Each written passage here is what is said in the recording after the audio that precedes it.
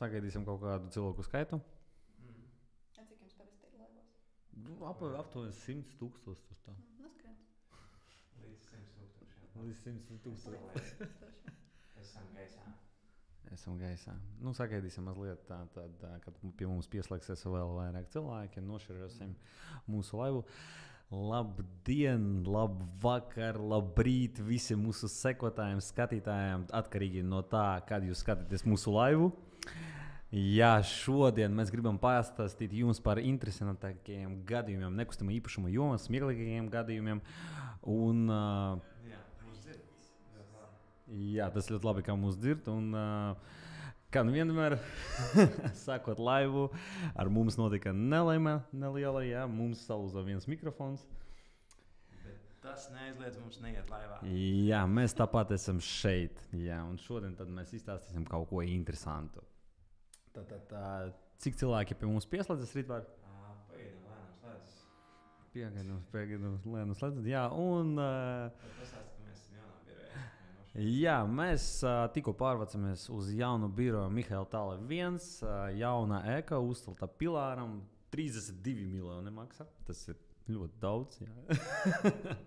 Un šeit joprojām taisa remontu. Principā mūsu biroja ir gatava, jā, tur coworkings mums var otrajā stāvā, tur viss ļoti forši uztaisīts, bet joprojām vēl taisa remonta citus stāvus, un mēs esam vienīgi, kas esam šajā ēkā. Pastāstiet, kā jums iet, kolēģi? Ļoti, ļoti labi. Tas ir ļoti labi. Var redzēt, ka jūs esat sagatavojuši kaut ko jaudīgo, jā, ko mēs šodien pastāstīsim mūsu sekotājiem un skatītājiem. Jā, burtiski minūtes būs nošērojis visās grupās, un tad varēsim sākt. Cik cilvēki mums tagad skatās uz dotu brīdi? Pagaidām 7 pieslēgušies, bet 7, tas nav viens, tas jau 7 ir. Burtiski pēdējās grupas. Jā, es domāju, kad mēs sāksim, es arī nošerošu no savas puses. Tā. Jā. Projektos pārdod dzīvokļi. Dzīvokļi bez komisijas. Ok. Tā. Ok, esmu praktiski visur arī nošērojis, tā kā mēs varam likt iekšā. Ok, tātad, mani mīļākie draugi, kolēģi, izstāstiet lūdzu par kaut kādiem interesantiem gadījumiem jūsu praksē strādājot nekustamā īpašuma jomā, kas bija tāds, ko jūs varat izstāstīt, atcerieties, pasmaidīt. Ir kaut kādi tādi momenti, es redzu, Ritvar, tev ir kaut ko pateikt. Es varbūt došu pirmajai vārdu Melisē, tā kā Melis droši ieskicē visu. Es pat nezinu, ar ko sākt. Melisē, sāksim ar pirmo stāstu, es domāju. Ar pirmo stāstu. Labi, ok. Tad, Jau 17 cilvēki, tā kā... Tas ir ļoti labi. Tad es varu pastāstīt par to, kā sākās vispār mana nekustamo īpašumu karjera. No pašiem pirmsākumiem sāksim. Tā. Viens no interesantākajiem līguma parakstīšanas brīžiem man ir bijis, kad man vēl nebija mašīnas. Un mums, nekustamā īpašuma aģentiem, ļoti, ļoti nepieciešamas tiesības un savs privātais auto. Viennozīmīgi, jā. Jā, un man bija jāparaksta līgums ar klientiem. Un, viņi man jautā, vai es varētu atbraukt pie viņiem uz ofisu un uzraksta man adresi. Un es paskatos, kur atrodas tas ofis, viņš atrodas pie lidostas. Es domāju, ok, aizbraukšu ar autobusu, viss kārtībā, tik daudz es varu. Es pārbaudīju, laicīgi iesēžos autobusā, autobus loģiski, ka nokavējās. Es saprotu, ka man tūlīt jāskrien ārā, jākāpj ārā, un man līdz tā jākā jānonāk 7 minūtēs. Citādāk es būšu nokavējusi, un esmu ļoti punktuāla, un kavēt man nepatīk. Es sagaidu, kad atbrauc autobusu, aizbraucu, izkāpju no autobusa un saprotu, ka tā adrese ir nekurienes vidū. Es esmu pļavas vidū. Man ir vienkārši šosei aiz muguras, ir vienkārši pļava, un es redzu, ka pļava ir vismaz kaut kāda 1,5 kilometrs pļava, un aiz tās pļavas vēl ir mežs. Un es paskatos Google mapā, es skatos kartā un saprotu, ka tā biroja ēka atrodas tieši aiz tā meža. Un, lai nokļūtu tajā ēkā, man ir vai nu jāiet kilometrus uz vienu pusi, kilometrus uz otru pusi, un tikai tad es nokļūšu līdz šosejai. Un tikai tad es varēšu apiet apkārt un nokļūt līdz tā ēkai. Bet laika man nav. Labākais, ko es varēju izdomāt, iet pāri pļavai. Es biju uz skaistā kleitā, augstupējuši kurpēs. Loģiski. Un es skrēju pa to pļavu ar dokumentiem. Es aizskrienu, es izskrienu no tā mežiņa un atopos stāvlaukumā pie 2 zolīdiem džekiem, vīriešiem, uzvalkos ar ļoti dārgas mašīnas. Es pieskrienu pie viņiem, saku, jūs uz līgumu parakstīšanu? Viņi tādi, jā, es iedodu viņiem līgumus, viņi paraksta un es ielicu atpakaļ mežā. Es varu iedomāties, kādas bija viņu emocijas un kā viņi mani uztvēra. Bet tā es sāku savu karjeru. Es nevaru iedomāties tādu, mēs ar tevi stāvam un kāds no meža skrien ar līgumu. Pārdevāt, jā? Viss kārtībā, jā, darījums noslēdzās, vienkārši man vajadzēja no viņiem parakstu, un es esmu pilnīgi pārliecināta, ka viņi negaidīja tādu manu parādīšanos. Bet pagaidi, tev bija 7 minūtes, un pa 7 minūtēm tu noskrēji pāri kurpēm, es pārskrēju pāri pļavai, izskrēju cauri mežam. Cik labi bija atpakaļ iet, jā? Bija ļoti labi, un es vēl izgāju no tā meža un ņēmu no sevis lapiņas un kukaiņus. Jā. Jā, var redzēt, ka tu gribēji noslēgt to sadarbības līgumu. Es gribēju, jā. Tas ir ļoti interesants. Tā rītvari varbūt jau ir kaut kāds. Es skatos, cilvēki rakstīja, jā, nedaudz raustās. Jā. Tā kā šis ir jauns office, tad mums arī vēl nedaudz ir aizķeršanās ar internetu, bet, kā saka, negribējām palaist garām ieplānotā, vai ne? Es domāju, ka būs ieraksts, ja kas varas arī ierakstu pastīties, ja kaut ko palaidīsiet garām. Bet mēs to visu uztaisīsim, un internets būs mums labs. Es varu izstāstīt arī par vienu savu darījumu. Gandrīz darījumu, bet tas bija vairāk tā kā process klienta slēgšanas fāzē. Un, es tikos ar vienu džeku, kas bija no 90. gadiem. Tāds labs sākums. Jā, labs sākums. Un viņš rītīgi kaulējās gan par cenu, gan par komisiju. Visu, un viņš teica, ka rītvar, es tur 90. gados tur visiem tā darīju. Man plūs čigāna asinis, es tur kaulēšos. Man tur neinteresē tie 5%, es tur esmu gatavs maksāt 2-3%. Un bija interesanti ar viņu komunicēt, bija interesanti pavērot. Un es vienkārši domāju, tā kā, labi, atceries visu, ko tu esi mācījies, un domāju, man ir jāveido tā kā, saikne ar viņu un attiecības. Es viņam teicu, es neteikšu vārdu, bet es teicu, ka, jā, man arī plūst tieši tās pašas čigāna asinis, esmu tieši tās pats kā tu, un nezinu, ja mēs neparakstīsim, tad, tu pats nepārdosi, un, varēsi iet tālāk, jo es tiešām zinu, ka kāds cits novērtēs manas skalēšanas prasas, visu pārējo. Viņš tāds, labi, un tā sākām vēl tur kaulēties, vēl kaulēties. Viņš neapstādās pēc tādiem vārdiem? Nē, tas bija labi, kad viņš te raksta bildi nereāli raustās, bet skaņiet. Bet jā, viņš saprata to, ka šis džeks nav pliku roku ņemams. Un tā jau visticamāk, ka visi citi aģenti tajā brīdī vienkārši noraustītos un teikt, ka, nezinu, labi 3% un aiziet. Jā, tas ir ļoti interesants stāsts. Bet tas bija tāds iesildošais stāsts, kamēr es vēl meklēju visus pārējos. Man te ir Excelītis ar visiem darījumiem, kas man jebkad manā dzīvē ir bijuši. Un es varētu visu kaut ko pastāstīt. Ar kompromātiem es tas sapratu, jā? Tur stāsts bez kompromātiem. Un es varbūt iedošu Melisei. Tā, Melise, pastāsti kaut ko vēl par saviem darījumiem. Labi. Es tad pastāstīšu par vienu no darījumiem, kas notika salīdzinoši nesen. Un, tas vienkārši arī bija ļoti interesants stāsts, interesanti notikumi pavērsieni viņā bija. Tātad, tas stāsts sākās ar to, ka man bija jāatrod pircējs konkrētam īpašumam. Un, pie manis atnāk vīrietis un saka, ka viņam kopumā apmierina, viņam patīk. Es saku, ļoti labi, tad mēs varam virzīties uz darījumu pusi. Un viņš teica, jā, mēs varam, bet būtu ļoti labi, ka mana sieviete, mana mīļākā, arī varētu atnākt apskatīties šo dzīvokli. Es saku, jā, protams, mēs droši varam to visu organizēt. Norganizējām apskati atkārtotu uz nākamo nedēļu. Atbrauc šis pats pircējs ar savu dāmu. Viņš ļoti, ļoti jauki iepazīstina ar šo jauko dāmu. Viņai izskata visu dzīvokli. Viņa saka, jā, viņai šeit ļoti patīk. Viņa saka, tur viņa liks to, un tur viņa liks to, un tur viņai būs puķītes. Burvīga sieviete, ļoti jauki mēs ar viņu pavadījām to apskati. Viss slēdzam rokas naudu, slēdzam darījumu. Mēs aizējam pie notāra, dodamies mēs pie notāra, tiekamies, es sagaidu mūsu pārdevējus, arī pāris, mēs sasveicinamies, ieejam iekšā un gaidu mūsu pircēju. Atnāk pircējs, es redzu, viņš nāk, es nāku viņam pretī, un viņam blakus ir pilnīgi cita sieviete. Viņš saka, šī ir mana sieva, Un tā nav tā pati sieviete, kas skatījās ar viņu dzīvokli. Okay. Tā ir pilnīgi cita sieviete. Mēs ejam iekšā. Un, es viņu arī tā stādu priekšā maniem klientiem, pārdevējiem. Es saku, šī ir mūsu klienta sieva. Un, neatceros, kā sanāca tā situācija, bet viņi bija viņus redzējuši, braucot ārā no dzīvokļa. Viņi redzēja, ka tur bija cita sieviete. Un mani klienti pārdevēji ir nelielā neizpratnē par to. Bet mēs visi bijām pietiekami korekti, un neviens neko nepateica. Un tai dāmai bija jāparaksta visi dokumenti arī par aizdevuma ņemšanu un tā tālāk. Tas būtu labi, ja kāds tur pateiktu, bet tas nav tā. Nē, mēs bijām ļoti, ļoti korekti, bet tas bija ļoti interesants notikums. Un tad es ar pārdevējiem vēl paliku nedaudz ilgāk izrunāt tālākās darbības un par to, kā darījums virzīsies uz priekšu. Un tad viņi teica, ka viņiem būs ļoti, ļoti interesanti apskatīties, kas tad būs uz pieņemšanas nodošanas aktu. Tur trešā sieviete neatnāca? Trešā neatnāca, ne. Ja mēs runājam par notāriem, kolēģi, man bija tāda situācija, es tirgoju vienu nekustamo īpašumu Čekur kalna. Čehu projekts, divu istabu dzīvoklis bez remonta. Jūs paši zināt, kā tagad tirgojas dzīvokli bez remonta. Ļoti ilgi. Un principā mēs atradām arī pircēju, viss ok.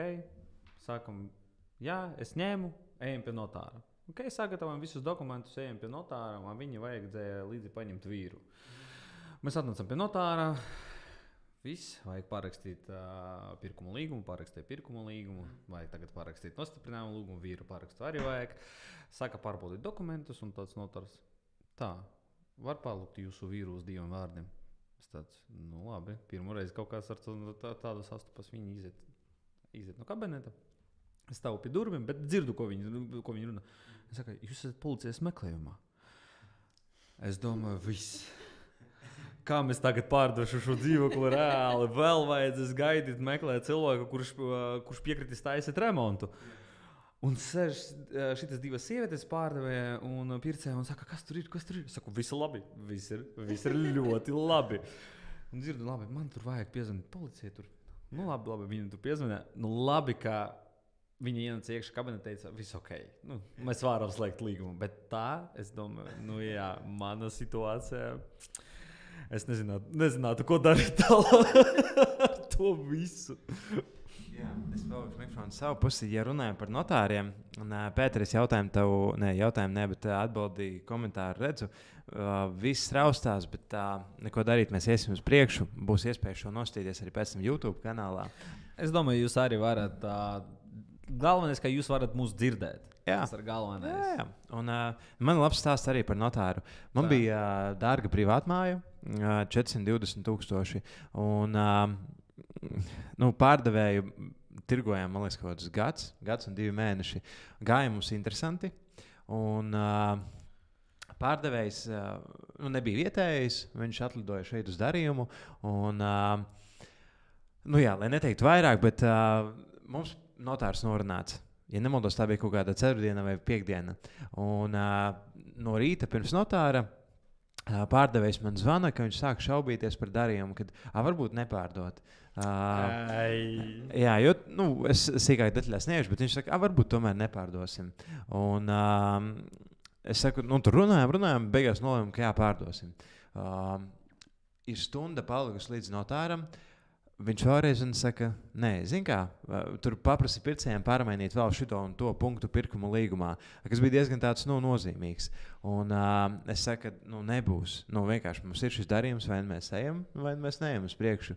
Viņš saka, labi, dod man pusstundu un es apdomāšu. Un es tajā brīdī sēžu un domāju, stundu līdz darījumam. Viņš saka, pusstundu apdomās, ko darīt. Pircējiem tajā brīdī arī nezvanīju, netracināju, un paiet pusstunda, nezvana. Paiet vēl kaut kādas 15 minūtes, un es viņam zvanu. Es viņam zvanu pats, jau prasīt, kas būs. Un viņš saka, esmu jau ceļā pie notāra, un viss kārtībā. Es tāds, gandrīz. Un tas īstenībā bija tāds labs piemērs, kāpēc ir vajadzīgs aģents. Jo, ja tajā situācijā tas pats īpašnieks būtu zvanījis pircējiem, kaut ko vēl skaidrojis, darījums nebūtu noticis. Jo mums jau tāds darījums gāja ļoti grūti un ļoti pa kalniem un lejām.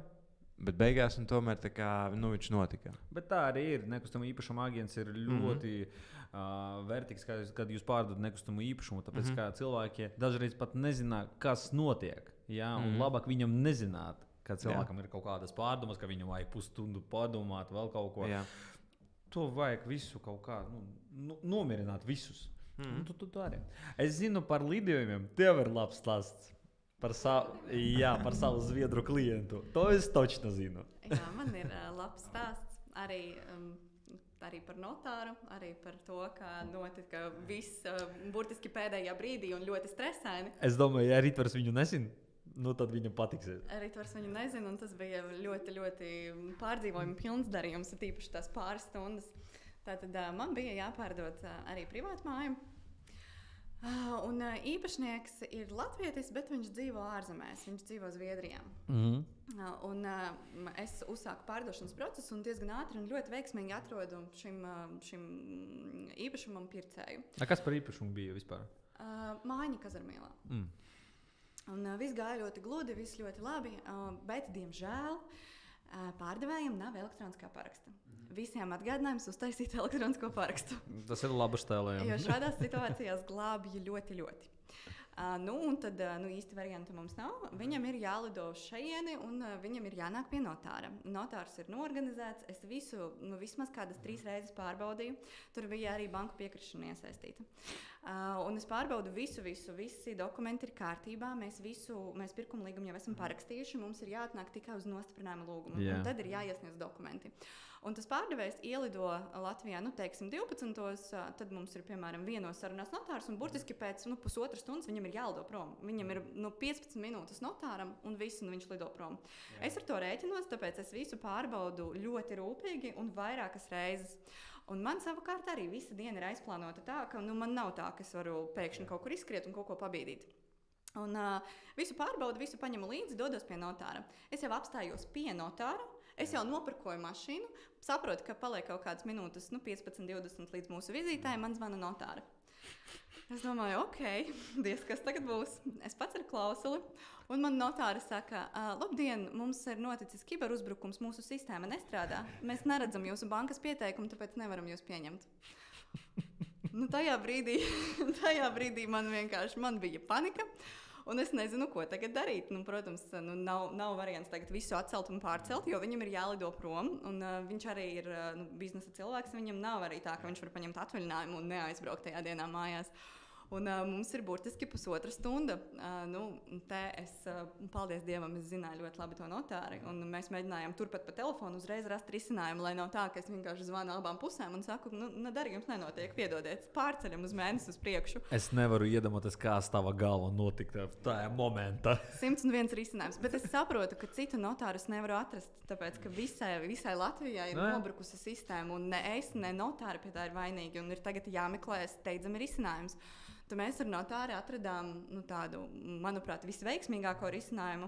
Es ar viņu sarunāju, ka tad, kad viņiem tā sistēma aizies, viņi pa taisno zvana vienai un otrai pusē, un viņi piebrauc tajā brīdī, kad viņi var. Un vienkārši katrs no savas puses iedod viņai pārbaudīt savus dokumentus un parakstās, un tad vieniem no viņiem iedod dokumentus, lai viņus var iesniegt zemes grāmatā.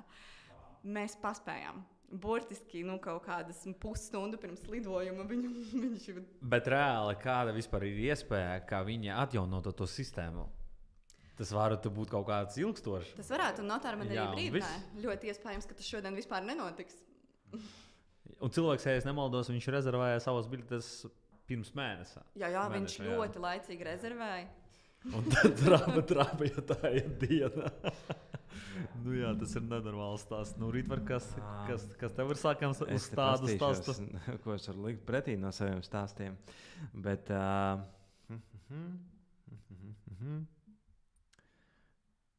Es domāju, ka tev ir viennozīmīgi kaut kādi stāsti. Jā, ir, bet man jau tik daudz stāstīt manos video, kad es bez mazai nezinu, ko varētu pastāstīt. Es sapratu, ko var stāstīt un ko nevar stāstīt. Īstenībā man bijuši nereāli daudz uzkaulēšanas stāsti, bet, kur uzkaulēta cena. Un īstenībā komentārā var ierakstīt tie, kas skatās gan šobrīd, gan atkārtojumā, kā jums liekas, cik ir augstākais, ko esmu nevis uzkaulējis, bet īstenībā pārdevis virs vērtējuma? Jā. Un tas ir interesants jautājums. Bet par kaulašanu arī tāds interesants moments. Man visi kas man pazīst, jā, un zina, ka mēs varam uzkaulēt cenu uz augšu, ja mēs noteicam pārējo cenu, un izgājām uz tirgu. Viņi saka, jūs esat mahinātori visiem. Uzkaulēt uz augšu, kāpēc? Es saku, kāpēc gan ne? Nu jā. Cilvēki grib. Vai ne? Ja tu esi pārdevēja pusē, tad skaidrs, ka tu gribi saņemt pēc iespējas vairāk. Nu, tāpēc arī tā ir. Tā. Nu, sistēmā varētu pastāstīt par... Kāds ierakstiet? Cik procentam tu pacel to cenu? Cilvēki pārsvarā gaida vienkārši. Man liekas, ka mums vispār apstājās tiešraide. Bet nu labi, sīkums par to, man liekas, pabeigsim tīri priekš video. Un, es varētu izstāstīt par... Jā, atceries gadījumu. Pārdevu sērijvīta dzīvokli. Kur? Imantā. Jā. Varbūt atcerieties, bija tāda grupa De Gamba. Viņiem bija bundzinieks tāds no ārzemēm, Hamid Reza Rahbahalam. Var redzēt, ka tu iemācīsi viņu vārdu. Jā. Un viņam bija dzīvoklis Imantā, un es viņu tirgoju. Es parasti visus cilvēkus kvalificēju, pirms viņi nāk skatīties īpašumu. Es visiem tur uzdodu standartumus jautājumus, un tad atnāk sieviete. Viņa ienāk iekšā dzīvoklī, un pirmais jautājums, ko viņa uzdod, ir, kura gada šī māja ir. Un tas bija lietuviešu projekts. Un es pateicu, ka tur kaut kāds, neatceros, 69. vai 70. gads vai kaut kas tāds. Un viņa atbild, nē, bet es meklēju māju tikai no tur kaut kāda 75. vai 80. gada. Un saka, tad man nederēs, paldies. Es tāds... Interesanti, jā. Nē, nu labi. Tādu jautājumu es neuzdevu, jā. Jā, tādu jautājumu es nekad nebiju iedomājies izdot. Un viss, viņa aizgāja projām, un es domāju, ok, es tagad arī visiem jautājuši, līdz kādam gadam jūs, vai jums ir svarīgi, kurā gadā māja ir celta? Bet reāli, tu nevari uzmanīt visus jautājumus, ko cilvēki var tev uzdot. Protams. Man dažreiz, zini, kā man bija tā, zvanu pa sludinājumu, jā, vēl pārdodas? Jā, pārdodas, paldies. Es klausos. Tas bija vidas zvans. Kam tu man zvani? Tā ir. Un rekur Alberts raksta, ka 25%. Tu izrēķināsim, cik tas sanāk. Es tur iepriekš stāstīju par to augstāko vērtējumu. Ne augstāko summu, ko esmu pārdevis virs vērtējumu. Jā. Un tas īstenībā bija diezgan foršs dzīvoklis Ziedniekalnā un ar milzīgu terasi. Viņam īstenībā mums taisiet 2 vērtējumus. Un šeit arī stāsts ar morāli. Pirmais vērtējums bija 165,000 uztaisīts. Jā. Otrais vērtējums citā firmā, tur burtiski pēc nedēļas vai 2, 183. Tā kā 18,000 eiro starpība. Labi, firmas nesauksim. Kā tas sanāca? Nesauksim. Kā tas sanāca?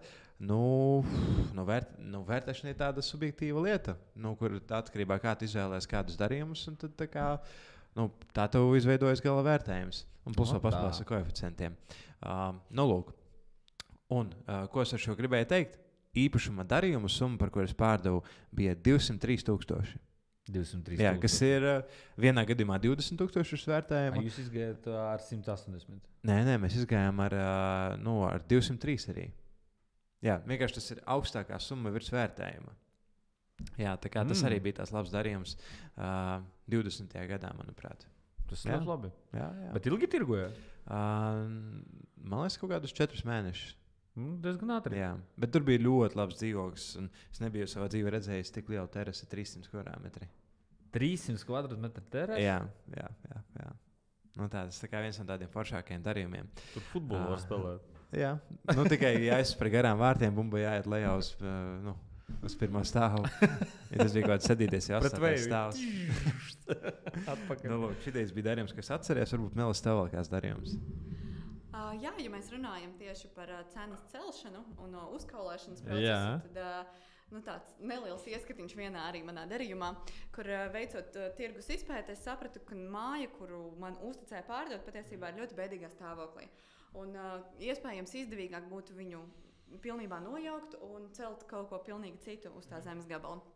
Un īpašnieki gribēja sākotnēji diezgan augstu summu, bet viņi netaisīja vērtējumu neko, tāpēc parādot viņiem visus objektīvos faktus un ciparus, viņi saprata, ka patiesībā tā cena ir krietni zemāka.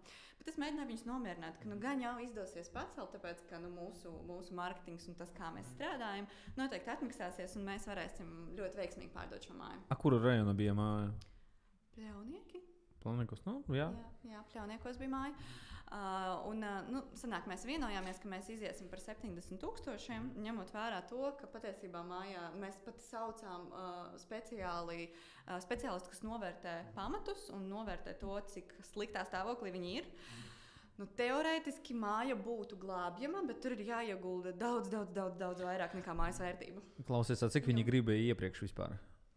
Viņi gribēja ap 120. Jā, tāpēc arī vajag taisīt to analizēt, lai saprastu, vispār var pārdot to īpašumu, vai mēs stāvēsim 4 gadus un nekas nebūs. Precīzi, bet viņi bija ļoti jauki īpašnieki. Viņi ļoti labi saprata to situāciju un ļoti labi saprata, kāpēc es saucu arī to būvuzraugu un speciālistu, kas var pārbaudīt pamatus, lai mums ir arī oficiāls atzinums, ko pēc tam rādīt klientiem.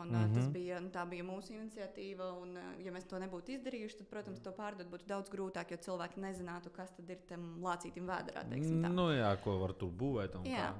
Un tad uztaisot visu to atzinumu un izejot tirgu par šiem 70,000, interese bija tik milzīga, ka es pavadīju tajā mājā 2 dienas pēc kārtas no 9 no rīta līdz 8:30 vakarā. Un katram cilvēkam bija tikai 20 minūtes uz apskati.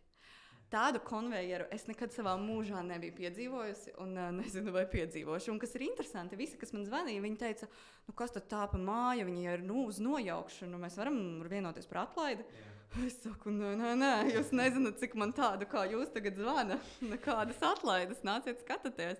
Lieki piebilst, ka māja bija bez apkuras, un tas bija pavasaris, un es tur sēdēju 2 dienas ar termokrūzēm un visādiem plediem, bet beigās izdevās pārdot to māju par 94,000.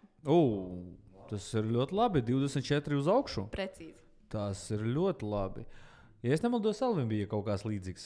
Pa 30,000 un viņš pacēlā uz... Jā, Elvim arī bija līdzīgs darījums, bet Elvis gan jau kādā laivā pats pieslēgsies izstāstīt. Es domāju, jā. Es kamēr atceros, var izstāstīt arī savu...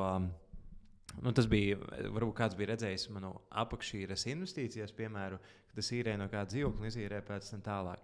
Subarenda. Kas? Subarenda. Jā, krieviski. Jā. Un man bija mans pirmais īrnieks, kurš ievācās, viņš atnāca. Tas bija kaut kāds jauns džeks. Atnāca, apskatījās, pateica, ka viss der, iemaksāja drošības naudu, kas bija kaut kādi, man liekas, 200 eiro vai kaut kas tāds. Un sarunājām, ka nākamajā dienā parakstīsim līgumu. Nākamajā dienā viņam zvanu, neceļ. Bet labi, drošības nauda jau iemaksāta. Rakstu izziņas, neceļ. Labi, mazums kaut kas. Zvanu nākamajā dienā, neceļ. Aizrakstu atkal īziņu. Nekas nav, domāju. Labi, kas tam man? Drošības nauda samaksāta.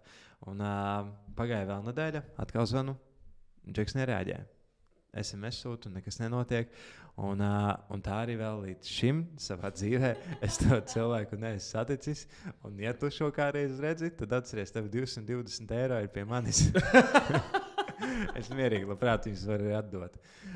Jo... Viņš vienkārši pazuda no zemes virsmas. Es ceru, ka viņš ir dzīvs, es ceru, ka viņš ir sveiks un vesels, un ceru, ka viņš pabeidz studijas un visu pārējo. Bet jā, kaut kāds trakums. Tas ir vienīgo reizi manā mūžā, ka kāds ir vienkārši iemaksājis drošības naudu, taisni īrēji un pazudis. Un neatbild. Un nekādīgi nav sasniedzams. Un viss. Es zinu vienu stāstu par rokas naudas, kad cilvēki iedeva rokas naudu pa mājām. Mārupē, ja es nemaldos, 380,000 cilvēki atnāk, saka, der. Viss ņēmu. Ok, rokas naudas. Saka, ok, es varu iedot 60,000 pats. Labi. Dod. Viņš iedeva 60,000, pēc nedēļas zvana. Nē, es neņemšu. Jā, rokas naudas gadījumā, rokas nauda paliek pārdevējiem. Jā, un 60,000. Labi. Ja cilvēks var tā pazaudēt, tas nav 220 eiro. jā, tas gan. Tas bija tāda situācija, jā, kad es piedzīvoju, pirmo reizi redzēju, kā cilvēks mierīgi var 60 štukas izvilkt un samaksāt un visu. Un viss labi. Kas ok, būs nākuši. Jā. Bet tas ir laba domāšana, es varu pateikt tā.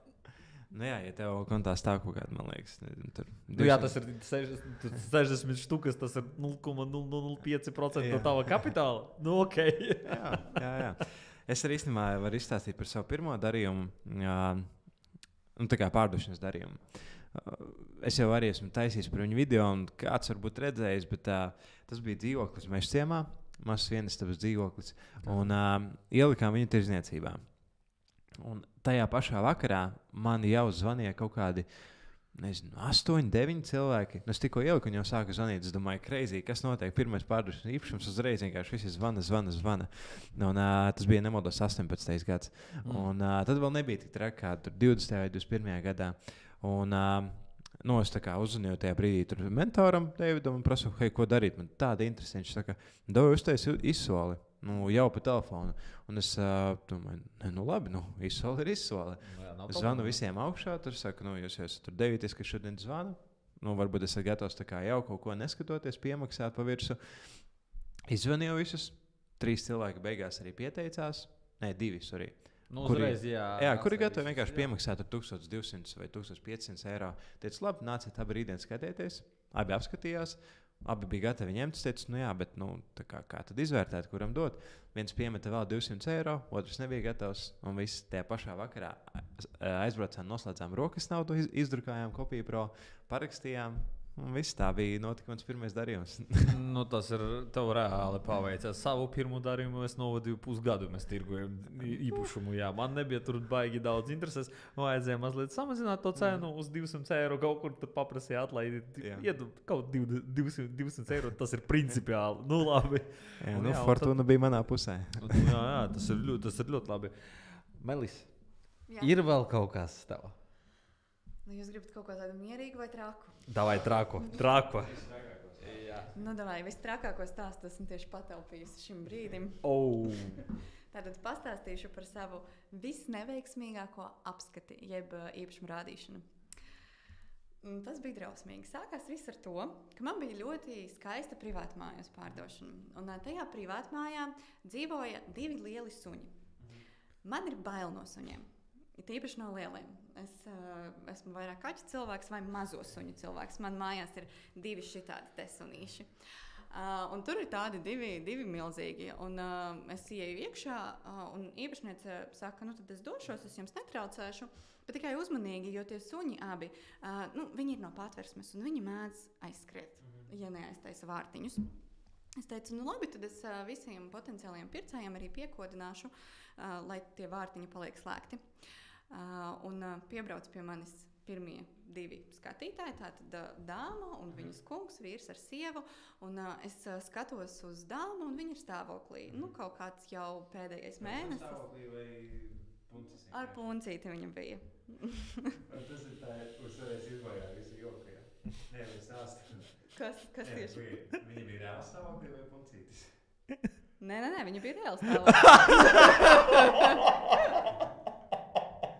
Ar puncīti stāvoklī. Tas būs labs kontents priekš TikTok. Es saprotu, jā. Ar puncīti.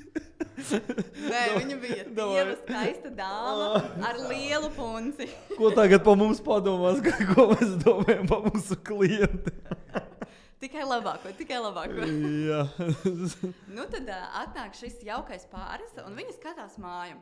Ļoti interesanti viņiem bija jautājumi, kādus es nekad savā mūžā neesmu vispār dzirdējusi. Viņi man jautāja, kāds ir trubu metāla biezums. Un es domāju, kur lai es kaut ko tādu atrodu, un viņiem visi jautājumi tādi bija. Es domāju, šie ir ļoti interesanti klienti. Bet bija ziema, un ārā bija uzsniedzis sniedziņš. Un es viņam saku, izejam apkārt mājai, paskatāmies, kāda ir apkārtne, un tad attiecīgi virzīsimies iekšā paskatīties, kā ir iekšpusē. Viņi tādi, jā, labi. Un mēs ejam apkārt mājai, un es viņam saku, jūs lūdzu, esiet uzmanīgi, te viss ir flīzēts un ļoti, ļoti slīd. Un tad ir kāpnītis tādas uz leju. Nevajag nesāc. Tikai nemet nekādu joku vairāk. Ne, tu vari mēģināt. Otrais rauns. Nē, viss beidzās tīri, laikam, ka labi. Es ceru, ka jums viss ir labi. Tu arī tā piemet iekšā. Nu, davai. Jā. Nu. Tātad tur bija kāpnītes, un arī tās kāpnītes ir flīzētas, jo viņas ir ārā. Un es viņiem saku, lūdzu uzmanīgi. Es viņus brīdinu par to. Un iet pa priekšu vīrietis. Viņš tāds, jā, viss kārtībā. Viņš iet pa tām kāpnītēm, paslīd un nokrīt. Un nokrīt tik neveiksmīgi. Viņš nokrīt uz muguras pret kāpnēm. Viņš nokrīt un viņš nevar paelpot. Un es stāvu un es nesaprotu, ko tagad darīs sieviete stāvoklī. Es vienkārši stāvu, es nezinu, kā sniegt pirmā palīdzību. Es nezinu, vai viņš nav salauzis savu mugurkaulu. Un jautājums, pirksiet? Paga, tas vēl nav viss. Tas vēl nav stāsta gals. Un es mēģinu viņam palīdzēt piecelties. Mēs kopā ar to dāmu mēģinām viņu stutēt, lai viņš varētu piecelties un iet iekšā. Viņš nenormāli, no viņa nāk ļoti dīvainas skaņas, jo viņš nevar paelpot. Es domāju, ka tur suņi vēl būs. Mēs viņu ievedam iekšā, apskatam māju, un viņi dodās ārā. Viņi atver vārtiņus. Un viens suns aizskrien uz vienu pusi, un otrs suns aizskrien uz otru pusi. Un es viņus biju brīdinājis, lūdzu, nevariet vārtiņus vaļā, jo suņi mēdz aizskriet. Viņi aizmirsa, jo tas viss tie tās emocijas. Stres. Vīrietis skrien uz vienu pusi, un sieviete stāvokli uz otru pusi pēc suņiem, kas aizskrēja katrs uz savu pusi. Un es saprotu, ka es īsti nevaru viņam palīdzēt, jo man ir bail no suņiem, un viņiem nav siksnas. Tas nozīmē, ka paņemt viņus aiz siksnas nevar, viņi ir jāņem un jānes. Un tie suņi, viņi ir lieli un viņi mēdz arī parādīt zobus. Ja viņam kaut kas nepatiks. Viņi ir patversmes suņi, viņi nav no kucēnām gadiem audzināti. Un tad tā dāma mēģina stiept to suni kaut kā, tas vīrietis ar mašīnu mēģina noķert otru suni. Jā, viņš iesēdās mašīnā un braukāja pa rajonu. Es viņu noķeru. Un viņi katrs skrien pēc suņiem, un es savukārt redzu, kā piebrauc nākamie pircēji. Viņi man jautā, vai viņi var nākt iekšā. Es saku, vēl nē. Mums ir nedaudz problēmas. Beigās viss beidzās labi. Viņi nopirka? Viņi nenopirka. Bet suņi tika noķerti ar veselību, viņam viss ir kārtībā, un es ceru, ka viņam nav nekādas blaknes no šī kritiena. Bet tas bija ļoti satraucoši man. Jā, tas ir crazy. Tāda man točna nebija nekāda mūža. Man kaut kā viss mierīgi iet. Mana karjera. Es ceru, ka tā arī turpinās pēc šī laiva. Es pat neatceros, jo man ir bijis kaut kas tāds super smieklīgs apskatēs. Jā, manuprāt, ka dikti nē. Tas ir ļoti nopietns cilvēks. Jā, zin kā, cilvēki nejauko. Bet, kas? Varbūt interesantākais ir bijis tas, kad bija viena māja, kurā bija dzīvoklis, un tā bija māja Šampēterī, ja nemaldos, un pie mājas visu laiku tā kā bija dzērāji pieejas. Un es pirmo tikšanos braucu tikties ar īpašnieku, tur tie dzērāji sēdēja, dzēra, kaut ko bļaustījās. Braucu otro reizi tikties ar viņu, atkal viņi tur bija. Un tad interesantākais ir tas, kad es īpašniekam prasīju, varbūt tu zini tos laikus, kad tie dzērāji nav. Un, lai atvestu. Jā, lai parādītu cilvēkiem. Un tad izstāstīja vienkārši laikus, kad viņi tur, viņi sāka dzert tur, man liekas, dienas otrajā, vai kaut kādiem... Grafiks. Jā, kaut kāds ierastais grafiks. Tā, 3 man jāsāk dzert. Jā. Bet tā arī bija. Pie beņķa, zini, tāds grafiks ir svētdiena brīvs. Bet nē, bija tā, ka viņi kaut kādās pēcpusdienās vienmēr sāka dzert kaut kādiem 3, 4, tad mēs mēģinājām visas apskatas tā kā līdz pēcpusdienai tā kā organizēt. Tā, ka viņi tur kaut ko bļaustās vai vēl kaut ko. Tas tāds interesantais stāsts no manas puses. Bet nevienu reizi netrapīju uz viņam. Nē. Bet viņi arī, es nezinu, pēc tam mēs vēl tagad nesen ar mūsu kolēģi bijām tur blakus mājā apstīties vienu īpašumu. Tur tie dzērēji vairs soliņi nesēdēja. Mēs bijām taisni kaut kādā tur pēcpusdienā, kad ir īstais laiks, kad sākt. Tagad vispār nebija tā kā... Mierīgāk palika, es tā skatos uz ielām, reāli viņi mazāk ir. Vai ne? Jā, tā arī ir. Īstenībā vēl viens objekts, ko var izstāstīt, kas arī, cik interesants vai neinteresants, bet piemērs, ka tā kā aģenta darbam ir vērtība, ir... Kā jūs domājat, cik ir lielākais prezentāciju skaits, ko esmu rādījis vienam īpašumam? Davai es pateikšu 50. Ok, Melis. Es domāju, vairāk un kaut kādas 70. Ok. Tā Melisija, kas pateica 70. Mikrofonu vajadzēja. Jā, Melis teica 70. Jā. Un, nu, lūk, un tad īstā pareizā atbilde ir, ja nemaldos, 87. Jā, bet tas bija kaut kādu, man liekas, 6-9 mēnešu laikā. Nu, restīvi bija ļoti laba cena, bet ļoti sarežģīts objekts. Un man tā kā visus cilvēkus piesaistīja, es visus cilvēkus brīdināju par to objektu sarežģītumu, bet visi tā pateica, es gribu skatīties. Kas tur bija? Privātmāja.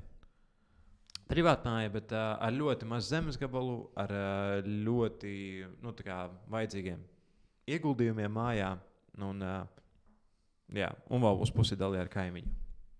Nu, jā. Pusi zemes gabalā.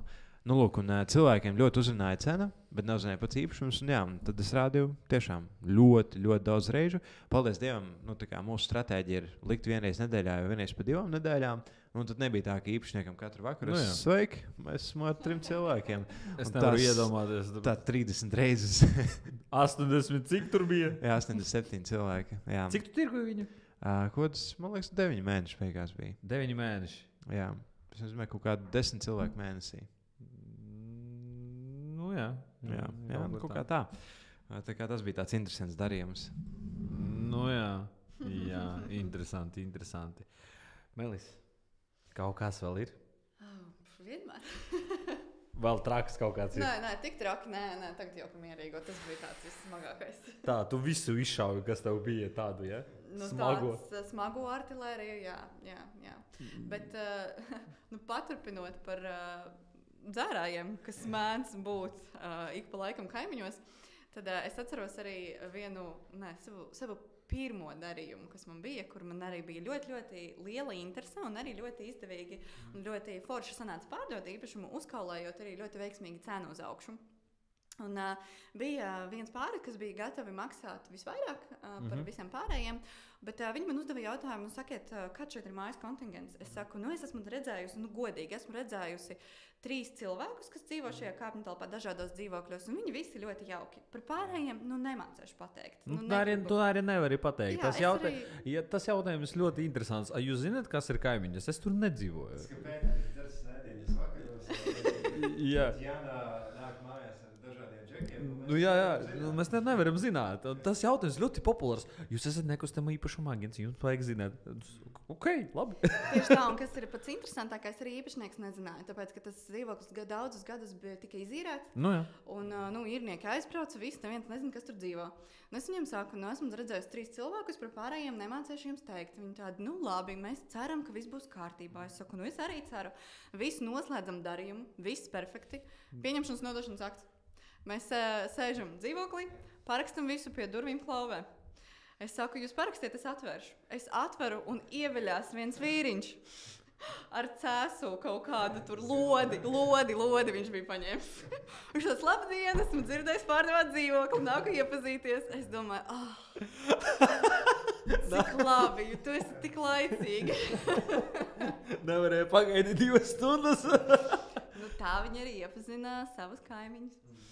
Viņi pēc tam nezvanīja? Ko viņiem zvanīt? Viņi bija turpat, viņi bija man blakus. Viņš ievēlās iekšā dzīvoklī. Tad nāc šurp. Viņš arī ienāca, viņš vienkārši. Tu mūs nepanīji, labi kaimiņi, nāc. Viņš atnesa lodi rokā un Maksims maisiņā viņam bija 3 eliņi. Viņš padalījās. Jūs zināt to stāstu par ceļarulli, kas man bija? Nē, ok. Arī esmu viņu video arī ierakstījis, bet tirgoju īpašumu zemes gabals. Zemes gabalam nav sakārtots servitūta ceļš. Tā? Jā. Blakus ir ļoti interesants savdabīgs kaimiņš, kuram ir gan ceļarullis, gan vēl kaut kas. Un, lai tiktu īpašumā, ir jābrauc nedaudz daļai pa viņa īpašumu. Jo tur iet tas ceļš. Un, viņam restī bija strīds ar to īpašnieci. Un mēs aizbraucam ar pircējiem. Man bija 2 pircēji. Rādu pirmajiem. Tur ir kā, viss kārtībā. Pirmie pircēji bija romu tautības. Un atbrauc, apskatās, tur kaut ko kaulējas, brauc projām. Atbrauc nākamie pircēji. ļoti sakarīga, jauka ģimene. Iebraucam, rādam to īpašumu, un es tur visu izrunāju, viņi gatavi pirkt. Braucam ārā pa to ceļu, un priekšā ceļarullis stāvkājumi. Ceļarullis pilnībā nobloķojas ceļu. Un stāvkājumi viņš saka, ārā nebrauksiet. Šis ir mans ceļš, brauciet tur, kur pa pļauju. Tur pļavā un priekšā kaut kāds novadgrāvis, 3 metri garš, dziļš precīzāk. Tā. Jā, un es pēc tam saku, es iešu parunāties. Ko citu? Es eju pie viņa, tur mierīgi runāties, saku, kas par vainu. Viņš saka, kur īpašnieks sakārtojas ceļu, šis manējs, jūs nebrauksiet. Un es tur uzklausu, saprotu, jā, bla, bla, bla. Un varbūt tomēr varat izlaist, pēc tam atrisināsim. Viņš saka, nē. Es saku, kas ir risinājums, ko jūs piedāvājat? Viņš saka, mums tur jādabina, jums tur jāsamaksā par ceļu. Es saku, zini, kā izdarīsim, atrisināsim šo visu pēc tam. Vismaz, lai cilvēki aizbrauc, varam tā sarunāt. Viņš tāds domā, tur pēc tam nāk vēl tie cilvēki, runāt. Viņš tiem cilvēkiem saka, jūs šo zemi nepērciet, tur es nedošu ceļu, ja netiks sakārtots. Un, ko es tur varu teikt? Šo jautājumu mēs risināsim. Viss būs labi. Jā, bet skaidrs, ka viņi neko neparakstīja, kamēr mums nebija sakārtots. Jā, un pēc tam pagāja kaut kādi 2 mēneši, kamēr sakārtojām to visu. Tur kaimiņš gribēja izspiest bišķiņu vairāk naudas par to ceļu labošanu, ko viņš kādreiz bija veicis. Par to izkaulējos, sakārtojām visu, un pircēja beigās arī nopirka, un tagad tur arī būvēja. Ir uzbūvējuši, man liekas, jau kaut kādu māju. Tā kā arī tas bija tā interesanti, braukt ārā, bet ceļrullis priekšā. Interesanti, viņi tagad raudzēs viens ar otru, vai ne? Es nezinu, varbūt. Bet viņi bija iepazinušies ar kaimiņiem. Jā, tie paši arī nopirka. Jā, viņiem ļoti patika vieta, atrisināts ceļš, juridiski sakārtots, tālāk jau tiks galā. Sakarīgi pircēji, ka viņus nenobiedēja tās par ceļu. Jā, tā kā. Es domāju, ka uz šodien mēs varam beigt. Es ceru, ka jūs pasmieties kopā ar mums. Bija ļoti noderīgi paklausīties tādus stāstus. Īpaši man godīgi patīk, man ļoti maz tādi stāsti, ko es varu izstāstīt, tāpēc, ka man iet tā viss mierīgi. Lai tā būtu. Bet tāpat, liels jums paldies par to, ka jūs padalīties. Ceru, ka nākušreiz mēs varam paaicināt vēl kādus kolēģus un uztaisīt tādu rubriku. Jā. Un nākamreiz arī sakārtot internetu. Jā, vai ne? Mēs gaidām jūs jau rītdien. Jā, mikrofonu. Jā, mikrofonu. Tā kā jauns office, jauns problēmas, bet jauna verdzība. Tas, man liekas, ir rītīgi stilīgi. Jā, un kas ir ļoti labi, reāli pirmais laiks jaunajā officē. Jā, tā kā ceram, ka jums patika mūsu gan raustošais ekrans, gan raustošās balsis. Jā. Jābūt arī paškritikai, pašhumoram. Un forši jums vakara. Jā, paskatieties visu ierakstā. Jā. Būs pieejams YouTube. Jā. Ar labu vakaru. Visiem tā. Labāk.